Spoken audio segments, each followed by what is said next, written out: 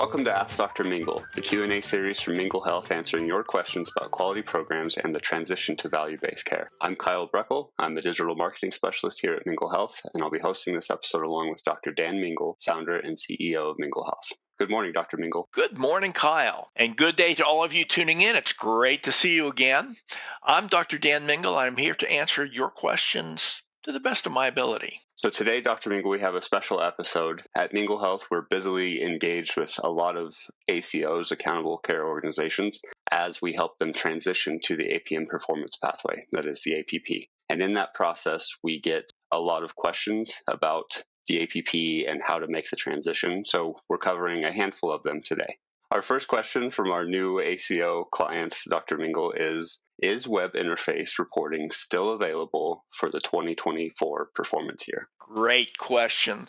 Yes, 2024 is the last year for the web interface. Those of you who have decided to stick with it or to do CQMs and the web interface submission together will be building your last web interface submission in the first quarter of 2025.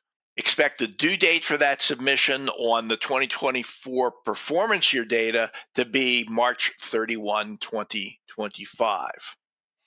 Now, everyone knows that Medicare can grant a last-minute reprieve in 2025 rulemaking, but it seems to me to be extraordinarily unlikely. It takes effort for Medicare to keep that web interface system going. And with the investment CMS has made in the change to the APP and the CQM mechanisms, and the lack of investment in continuing the web interface infrastructure, I don't see much chance of change. Medicare may have already passed the point where it could choose to continue web interface for 2025. Now, in the first quarter of 2026, you will need to report the APP for 2025 using MIPS CQMs, Medicare CQMs, or eCQMs. Now, there are three urgent reasons not to wait until the last minute to change.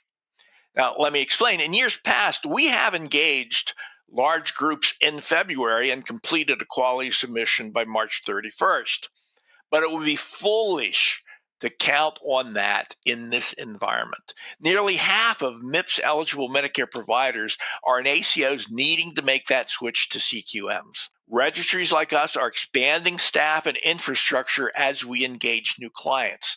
There will be just too much competition for registry capacity to be sure of finding capacity even in mid to late 2025.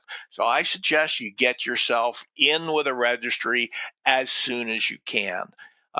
Second, with a mixed technology environment for most ACOs, it's not a trivial matter to get and blend data from all practices. It's doable, and we'll tell you how we can do it, but it's not trivial. It takes time. It takes time to not just to get the data, but to improve the data and make sure it accurately reflects your great performance.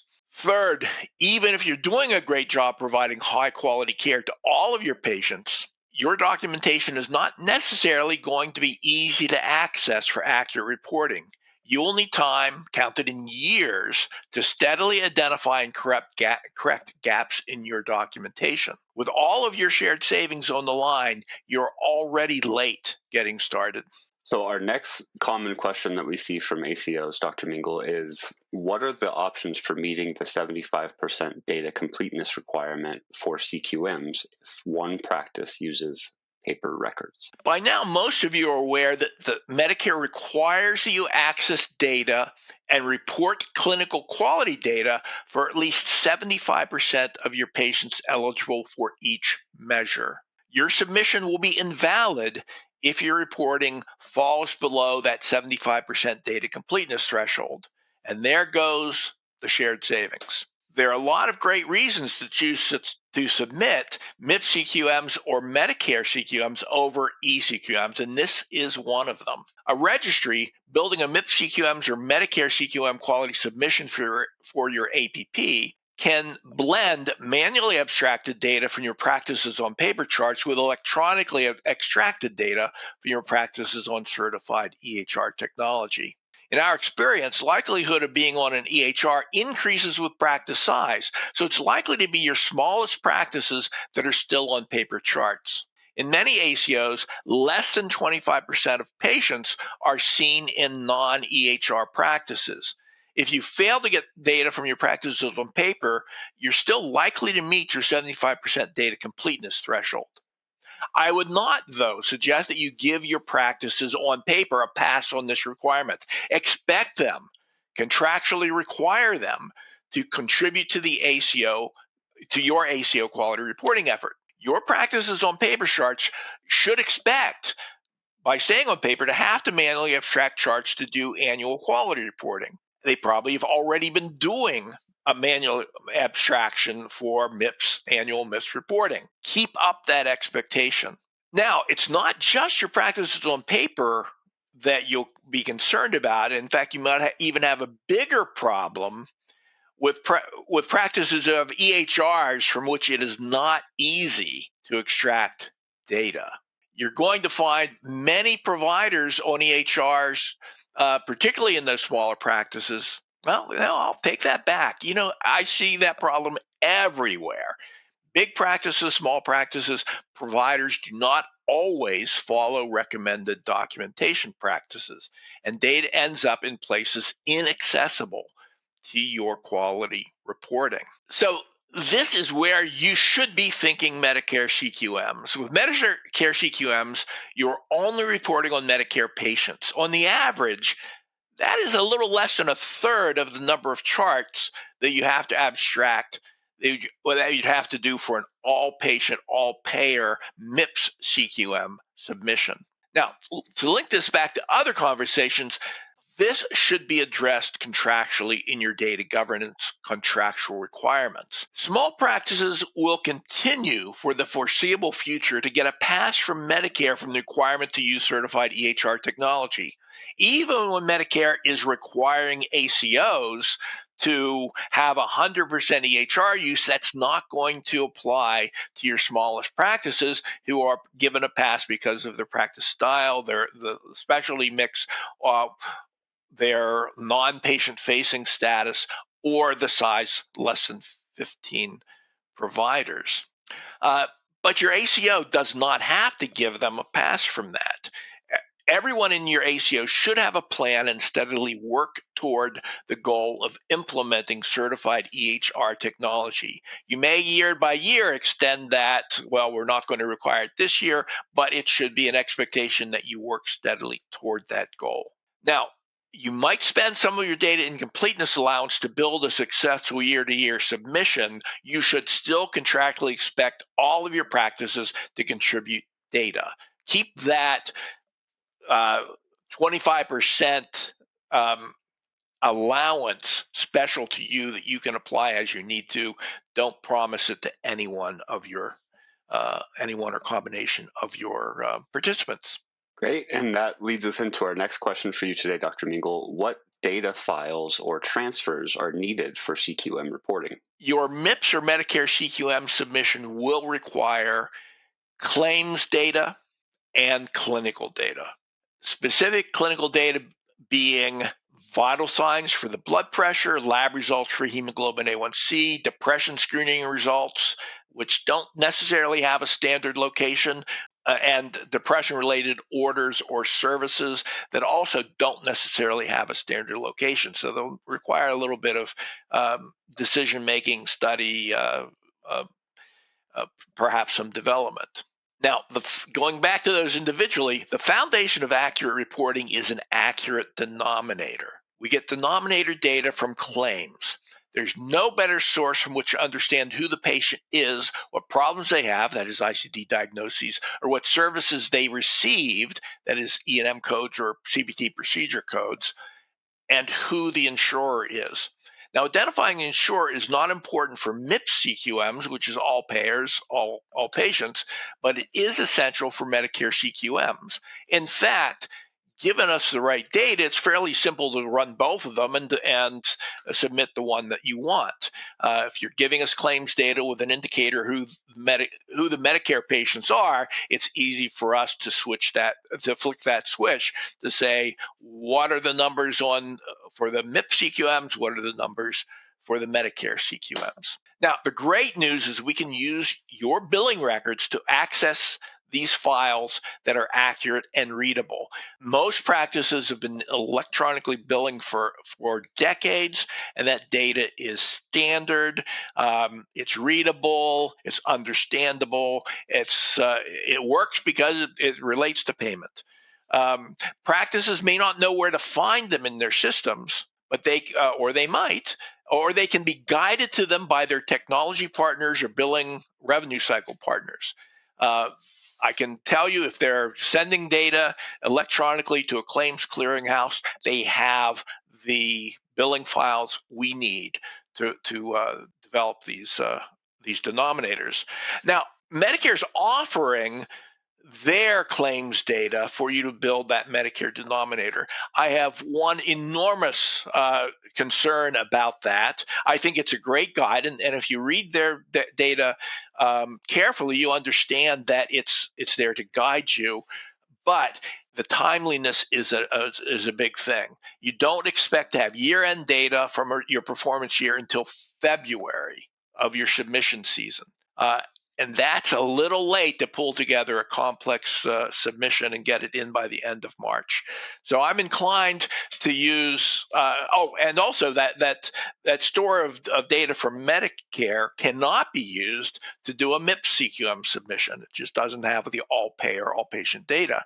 So if you can get us that ultimately gettable set of data from your billing records, we can do both, and we can do both very well.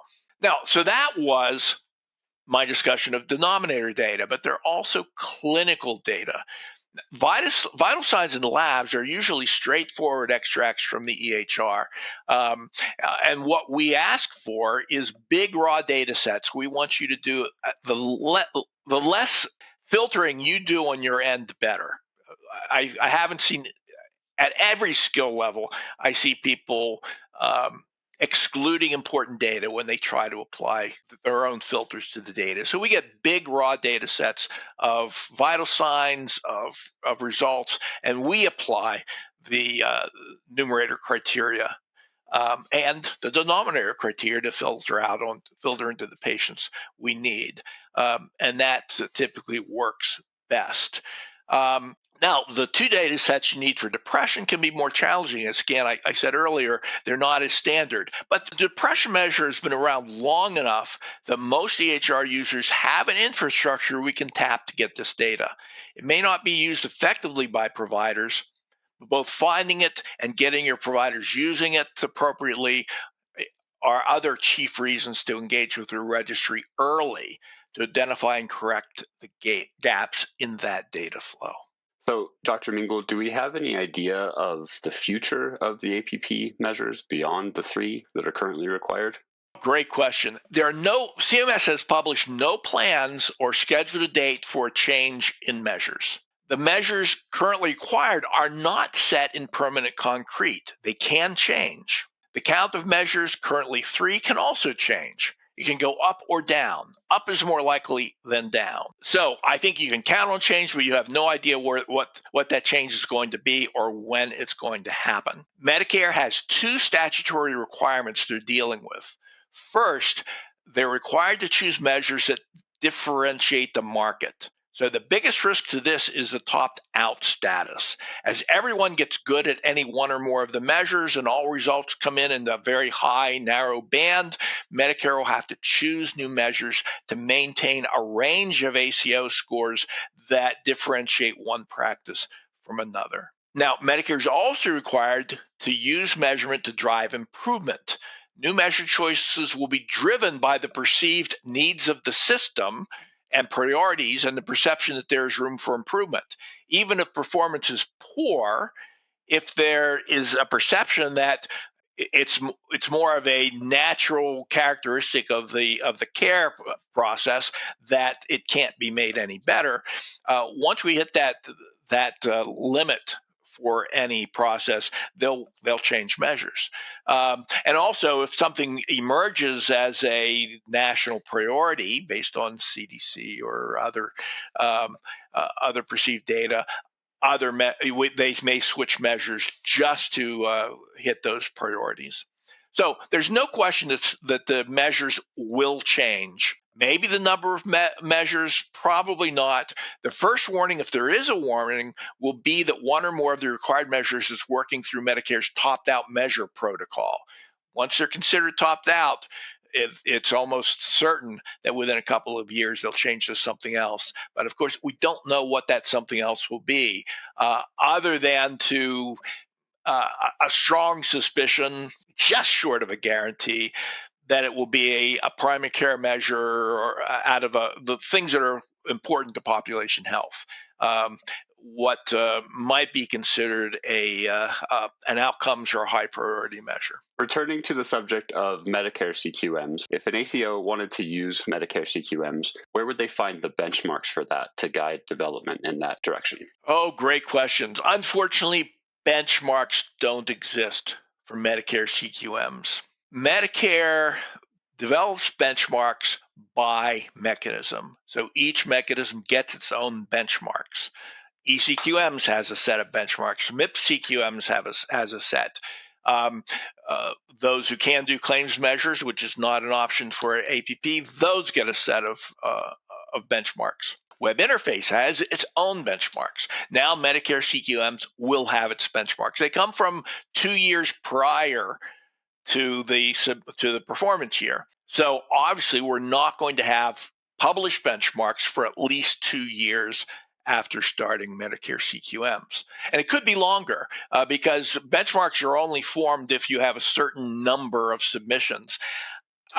And it's possible, unlikely, but possible, there won't be enough submissions to make benchmarks in the first year or even longer. So until those benchmarks are formed, until there's been enough time to develop them, you won't know how you score until calculations are completed and Medicare builds benchmarks from submission year data. So you will perform against all your peers in that year-by-year submission data. Now, expect Medicare CQM benchmarks to be more competitive than MIPS CQM. If you submit MIPS CQMs or eCQMs, you're benchmarked with all other submitters in the nation, not just ACOs. Benchmarks will be based on all practices submitting those measures, whether ACO or not. Medicare CQMs will only be submitted by other ACOs and a group heavily incented to do better on their quality to keep their shared savings. So MIPS CQMs, it's possible for all ACOs to perform well enough to keep their shared savings. You're in that whole pool of all practices, MIPS or ACO. With Medicare CQMs, it's a mathematical requirement that some ACOs will be winners and some will be losers. Some are going to fail to keep their shared savings. It's a given. It's the way the system is scored. Now, it might be a tough decision year to year, and you may want to submit both.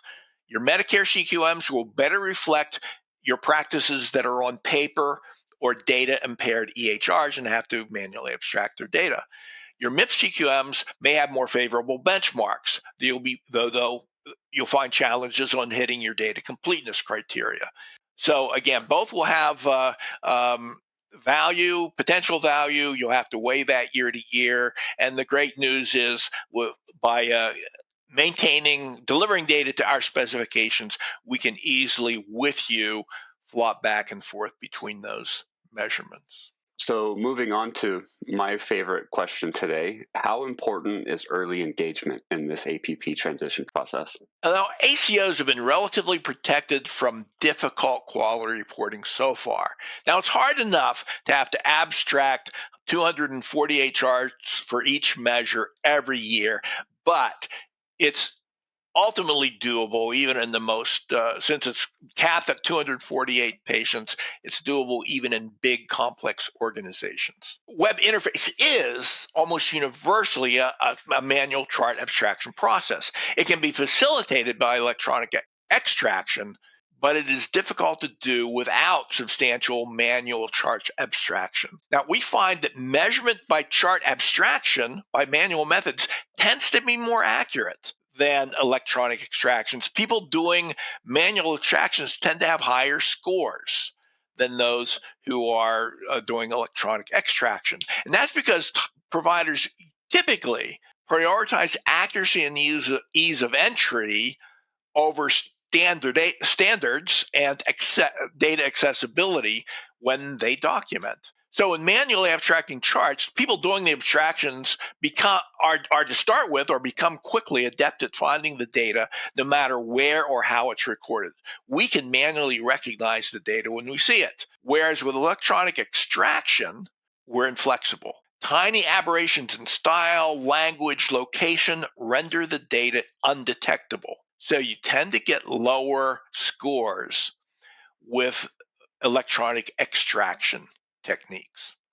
To identify and correct those aberrations is time consuming. The process is not quick and simple. It requires continuous vigilance to maintain your great documentation. And there's also typically a continuous opportunity to find and eliminate errors every year, finding the most obvious or the most damaging errors, and then gradually working into the less damaging or less obvious errors as you advance year to year. So there's a lot of work to make that reporting accurate. And again, great reason to start very early. If you wait till last minute, you're just going to take whatever you get naturally out of your system, which may not be pretty. So the next common question we see from ACOs, Dr. Mingle, is does it make sense to monitor new practices before they join your ACO? Oh, great question. Absolutely makes sense. I like that idea. You should know before practice joins your ACO how they are performing on the measures important for you, particularly how are they performing on the measures that are going to earn you your shared savings. That should include, so it must include the current APP measures, whatever they are. When they change, you should be watching those change. But there may be other measures that are important to you, and it's fair to ask what their performance is on those. I think it's a great idea to require practices that are inquiring about joining or you're inviting to join to require them to do the 3 APP measures as part of their MIPS submission, and at least 1 year prior, the year prior to inclusion. Now, they can be one of the 6 core measures, or they can be the 7th, 8th, and 9th MIPS measures they submit. It really doesn't matter so long as you can get a score and see how they're doing. The score might not be the only thing you go on as to whether or not they're includable in your ACO. The willingness and likelihood of improving those scores may be another very important factor. Another thing that's going to happen if you're engaging Mingle, if you're engaging us to help with your APP reporting, if you require that they use us to do for their MIPS reporting in the year or more before they join you, then the data flow, we've made substantial strides in establishing that data flow and having data that we can integrate with yours relatively easily. So we can do that first pass or two to engineer their optimum data flow before you include them in your ACO APP submission. So again, great idea. I love it. Continue in that line. Next common question that we get, Dr. Mingle, is in the transition from the web interface to the APP, we go from 10 quality measures to 3. So what happens to those other 7 quality measures from the web interface? Well, in a sense, they don't disappear. They're still out there as choices, not as web interface measures, but those same measures exist in other mechanisms, but they no longer have any bearing on achieving your APM quality standard. They don't have any contribution to your keeping or losing your shared savings. Now, you can submit extra measures. Well, actually, for APP, I'm not sure you can, but you can always make a MIPS submission if you want to. You can submit extra measures somehow, but they're not going to lead to any adjustment in your Medicare reimbursement. You're not going to get a MIPS adjustment on top of your ACO advantages, your shared savings, or now your favorable conversion factor. No other measures will affect that. Other measures may be important to you and your patients, and we're delighted to track more measures with you than just the 3 APP measures. You won't necessarily submit them, and you can get a lot of help from them just by running them. And it's first observing that we improve what we measure. Everyone knows that old saying. Any extra measure you do will bring additional value to your patients. And generically, practicing measurements makes you better at it and can prepare you for the next change in APP requirements, even if you can't accurately predict what the next measurement required would be. So just generically, practicing with measurements makes you better at measurement no matter what the measure. So I think there's value to think about extra measures. Absolutely. Back to the subject of Medicare CQMs quickly. How long can we expect Medicare CQMs to be available? Another great question, and completely unknown. No idea how long Medicare is going to continue them. Medicare introduced them clearly as a temporary construct. They call them temporary to help ease the transition into APP CQM reporting. But other than describing it as temporary, they did not propose a duration or a sunset date. It could be as easily permanent as sunset 3 years from now, probably not less than a 3-year window. It depends a lot on how deeply you rely on them and the comments you make about them within your lobbying efforts and in your responses in annual rulemaking. Medicare does listen to the comments that you submit when they come out with a proposed rule. They even accept comments against the final rule that goes into considerations for the next year's rulemaking cycle. So it really will be a wait and see as to wondering how long Medicare CQMs are available. And our final commonly asked question for you today, Dr. Mingle, will eCQMs or MIPS CQMs be sunset someday and leave us with only one choice? Great question, and another one completely unpredictable. I think it would be hazardous today to try to predict if either of them is going to still be here 10 years from now.